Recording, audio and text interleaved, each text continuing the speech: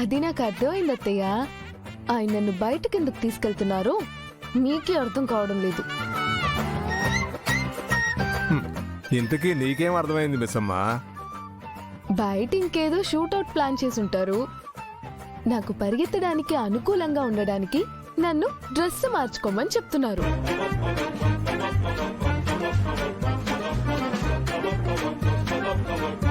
అప్పుడంటే తెలియక మోసపోయా. ఇంకోసారి అలా మోసపోను. లూస్, నేను తీసుకెళ్తుంది అందుకు కాదు. వెళ్ళి ఫాస్ట్ గా రెడీ అయ్యిరా. మీ మీద నాకు నమ్మకం లేదు, అస్సలు లేదు. 5 minutes లో రావాలి. నేను రానంటుంటే మీరు నన్ను... అసలు ఏమైంది అమర్కి? ఎందుకు దీన్ని ఇంతగా అడిగి బయటకు తీసుకెళ్తున్నాడు?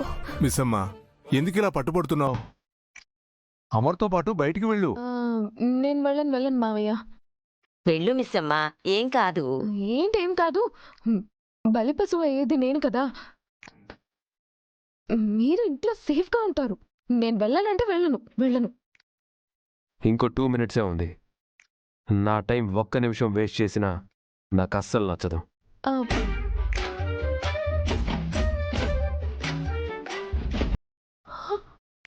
Just 2 minutes.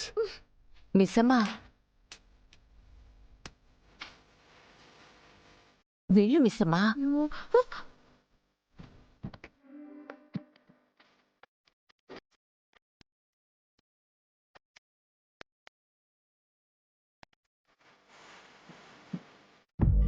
ఇవాళ వీడికి ఏమైంది?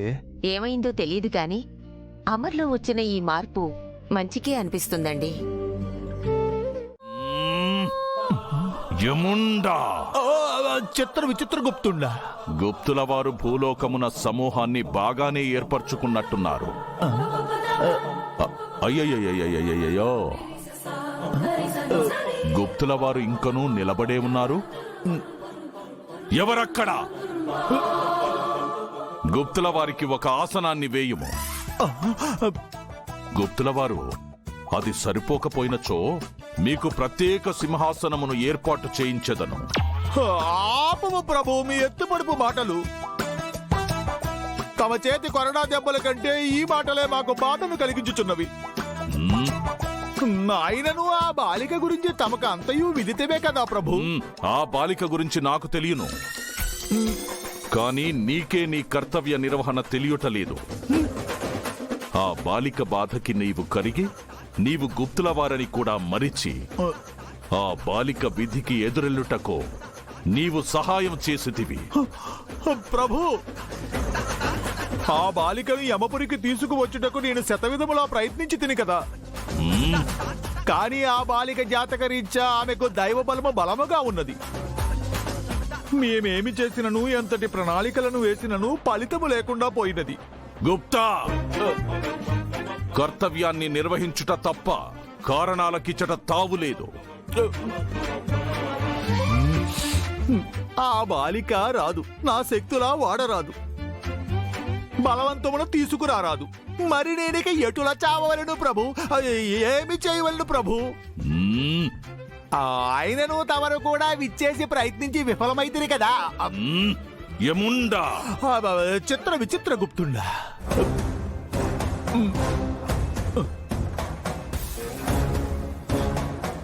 ఈ యమధర్మరాజుల వారికే ఎదురు సమాధానం చెప్పుచుంటివా? నీవు చేసిన ఈ తప్పిదమునకు నిన్ను తక్షణమే ఈ గుప్తుల బాధ్యత నుంచి తొలగించి నిన్ను ద్వారపాలకుడిగా నియమించు.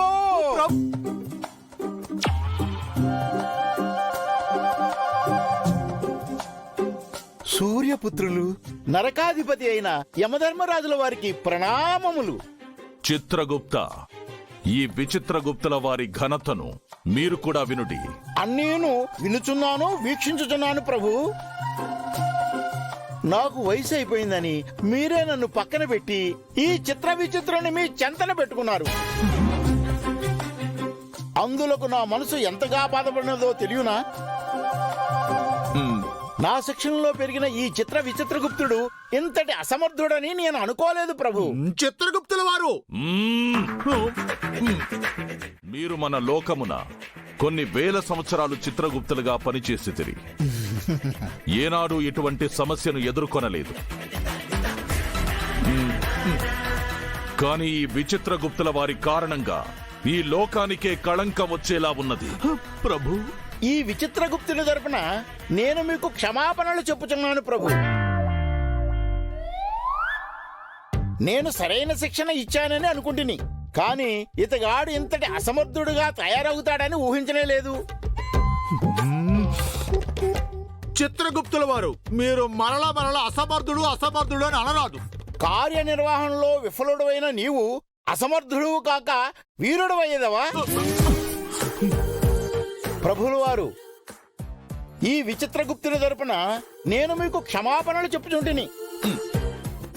నేను తక్షణమే భూలోకమునకు వెళ్ళి ఆ బాలికను గైకొని వచ్చేదను. ఇప్పటికైనాను వయసు కన్నా అనుభవం గొప్పదని గుర్తించండి ప్రభు. అయ్యా చిత్రగుప్తుల వారు, తమరి ఈ ఒక్క పలుకు పలికి ఎంతటి తప్పు చేసిద్దరో మీకు అవగతమొకటలేదు. తమరన్న మాటను వెంటనే వెనక్కి తీసుకొనుము, లేనిచో మీరు ప్రభు, ఈ విచిత్రగుప్తుల వారు చేసిన తప్పిదమును సరిచేయు అవకాశమును మీరు మాకివ్వాల్సిందిగా మనవి చేస్తున్నాను. మేము వెంటనే వెళ్లి ఆ బాలికను గైకొని వచ్చేదము. మీ సమర్థత మీద నమ్మకంతో, మీ అనుభవం మీద విశ్వాసంతో మిమ్మలను భూలోకమునకు పంపుచున్నాను. హా,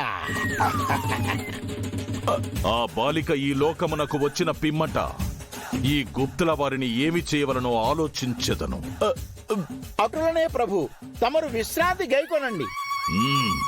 అటులనే